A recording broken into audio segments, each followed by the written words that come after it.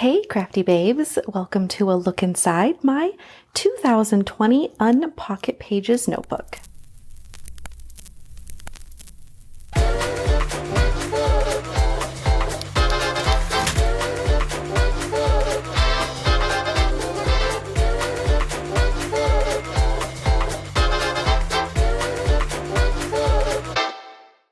This is a concept that I did not make up myself.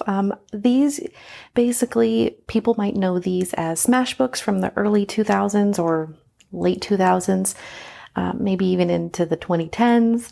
It's not an original concept by any means, but I started using a fringe notebook. This is just a regular fringe notebook.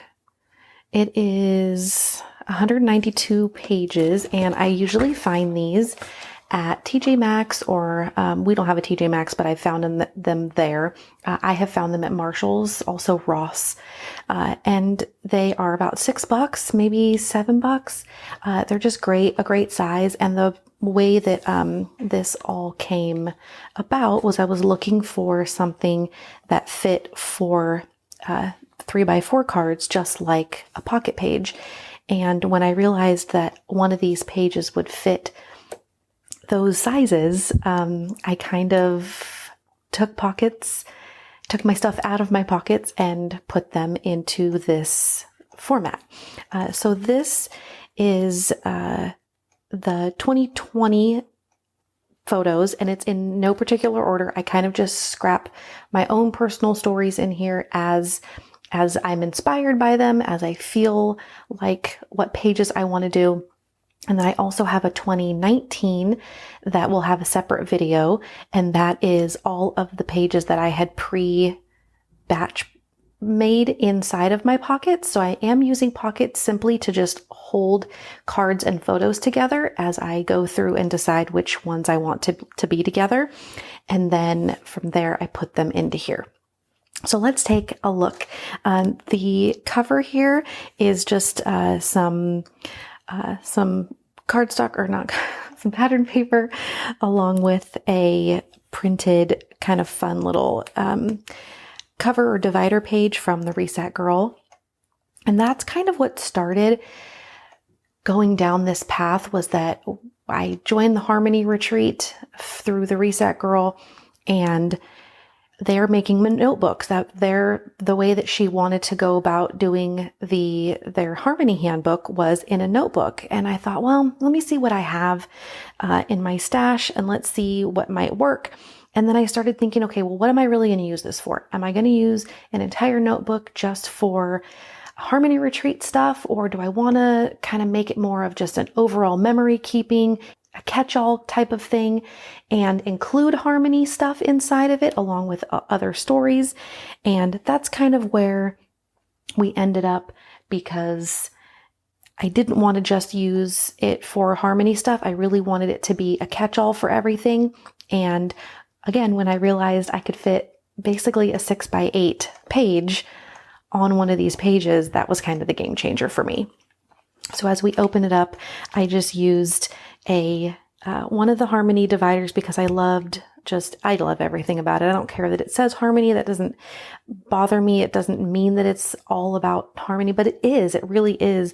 As far as this has brought so much harmony to my own way of scrapbooking and memory keeping. It has just brought a new life to my personal memory keeping.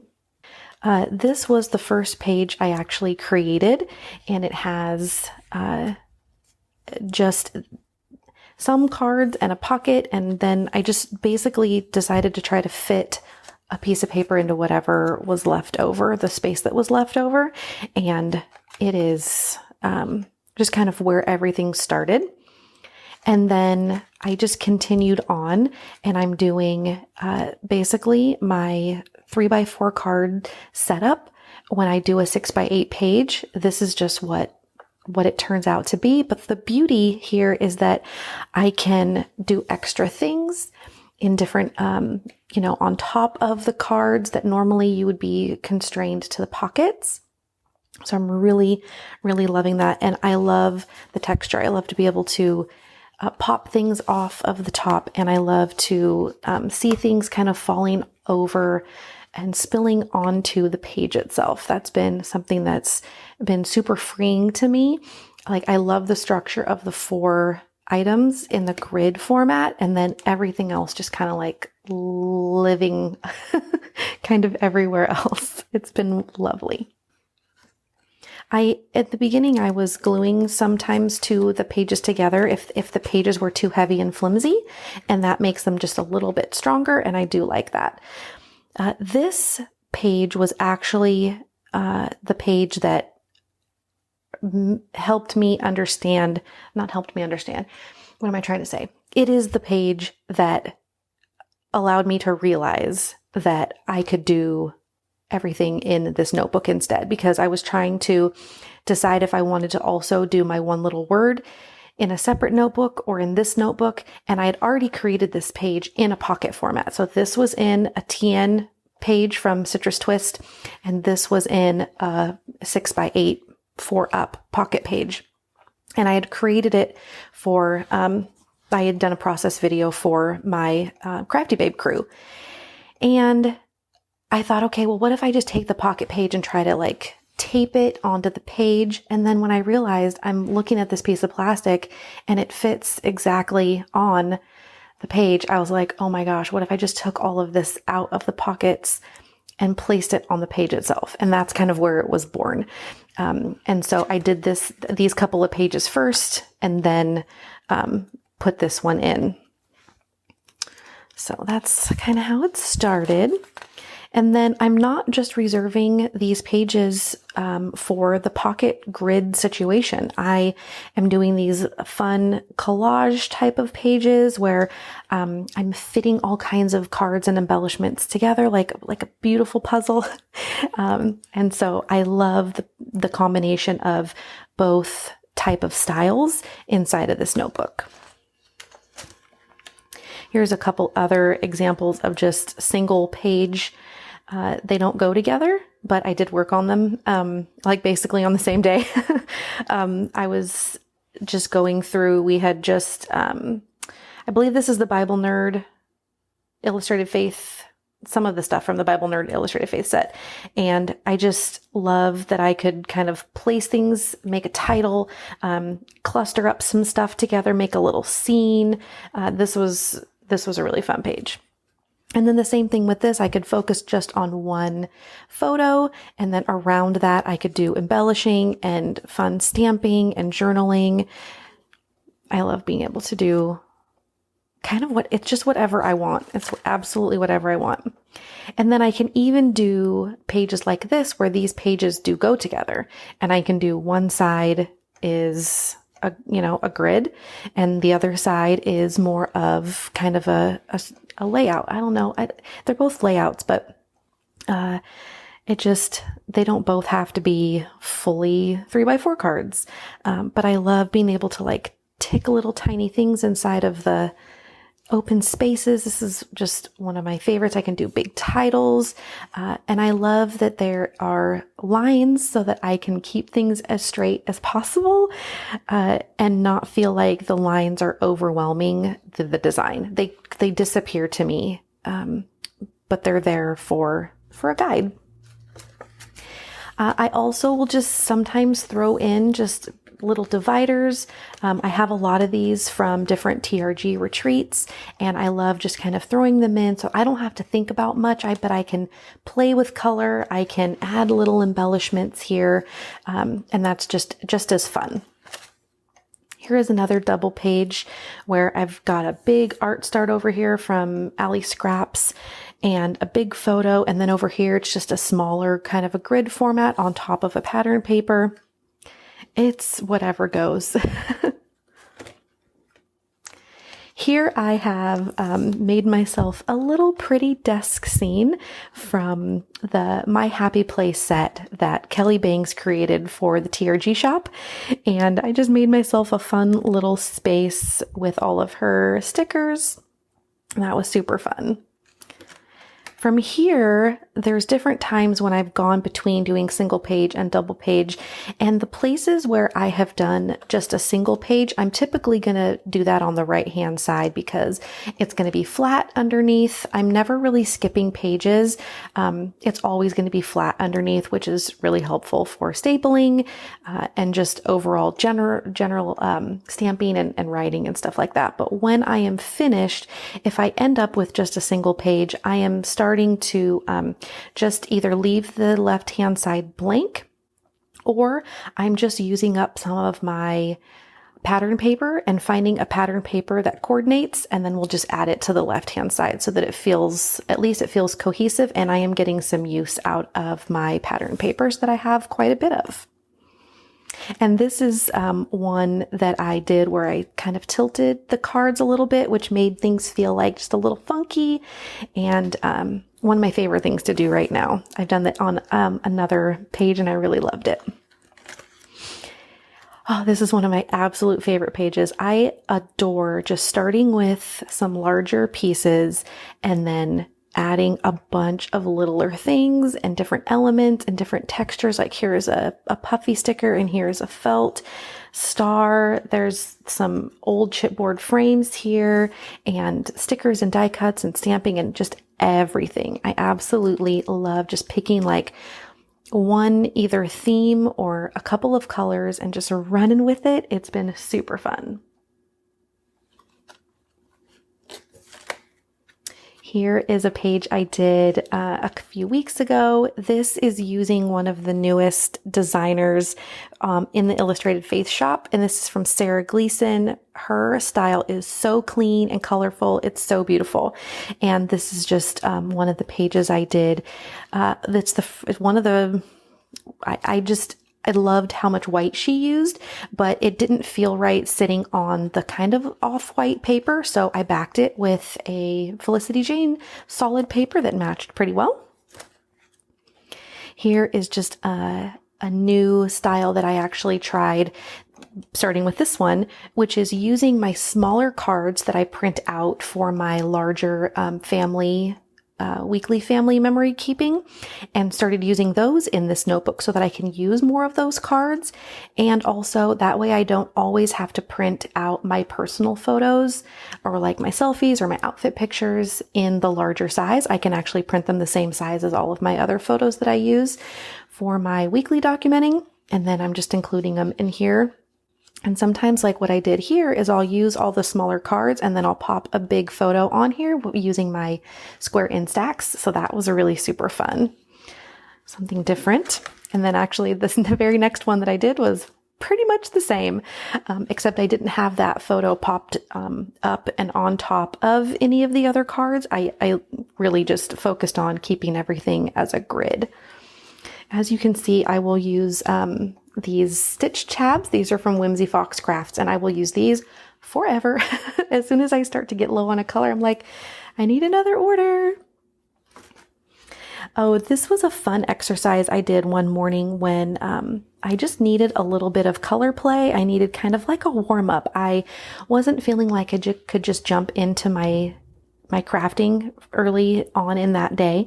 So I started by taking all of my washi and I just took a strip in color order and I just laid all of my favorites out.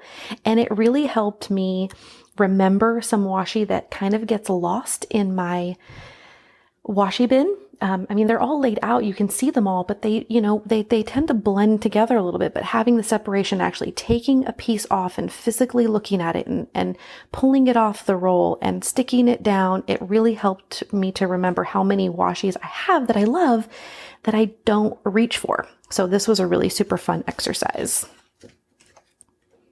Here is a page that was inspired by another Bible journaler from Instagram, and she used one of the Beloved Society girls and put her behind this beautiful flower from Shauna Klingerman. And I just thought, oh my gosh, what a beautiful way to display both of those things. And so that very morning, I had already had all these things printed and was getting ready to do some journaling. and decided that that's what I wanted to do. I love being inspired by others, and you can find that post on Instagram to go find out who the who the beautiful babe was that inspired me. Anyway, I just used a bunch of bits and bobs from Vanessa's kit and different little things, all sticker paper. Everything on here is sticker paper except for a couple of these hearts, and this was super, super duper fun to do. Here is about where I start only doing things on the right hand side. It's getting very fluffy, and so I don't want it to get so thick that things are kind of uncomfortably bent in here. So I am trying, as long as it's not a double page, I'm just going to stick with things on the right hand side. I'm not going to do 2 different pages on both sides. But here is one where I did the grid, but I did things a little bit tweaked and off, and it just turned out so fun. I felt like the reason that I did that, I was feeling like the whole purpose of this particular page was because the way that my day looks sometimes, it just feels so like, is this really what makes up my day? And so it just felt right for things to be just a little skewed and a little wonky. I thought that it was a good representation of the of the graph.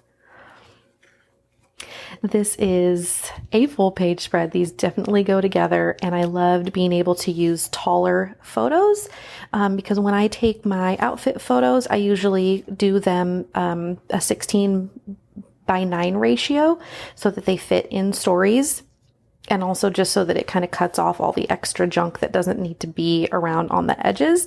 And so these fit perfect with one of these up and a 3x4 card on top. So that was a really fun find. And then here I was inspired by something that you will see if you pick up issue number 12 of Retro Hit magazine. And this is a little something that one of the creative babes did. And I was so inspired and had such beautiful papers that I really wanted to play with that all matched with this kind of olivey green with the plaid. So this was, again, really fun to do. And they just listed off the things that are basically in my snapshot of my outfit and what I typically wear. This is a really fun video that I have on my YouTube channel now, introducing my kit that is available at Illustrated Faith. This is called Working for the Lord. I have gone through and explained how I went about this in a process video, so check that out. But you can pick this up in the Print and Pray shop after the 21st of April. One of my absolute all-time favorite layouts that I've ever done is this, based on Anna Green Gables.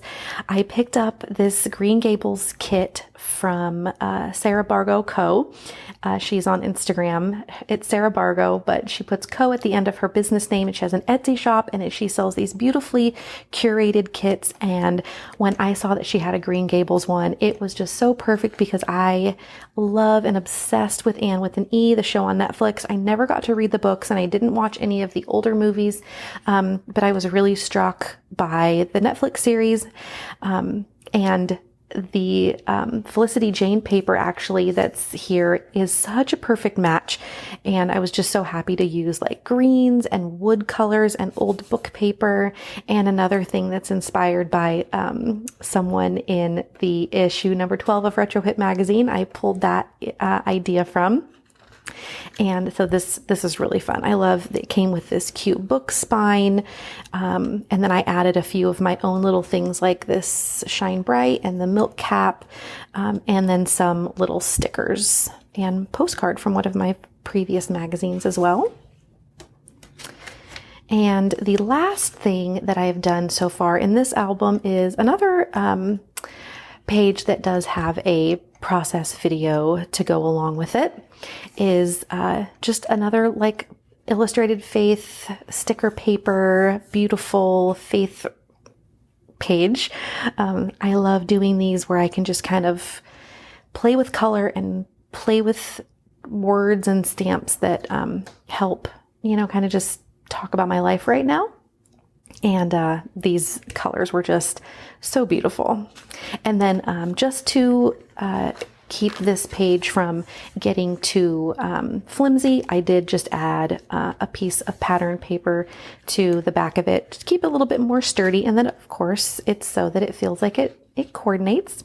But that is all I have for this 2020 book. And as you can see, I have quite a bit of room left, but it's getting a little fluffy. I don't know how much more I can do. And these things are so inexpensive. I don't mind.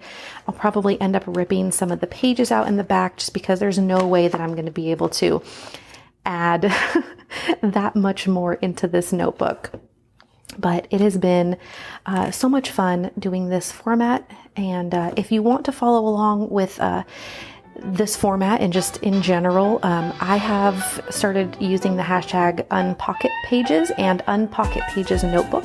And you can follow either of those or both of those so that you can get some inspiration. So I hope you enjoyed taking a look inside my Unpocket Pages notebook. I will talk to you guys soon.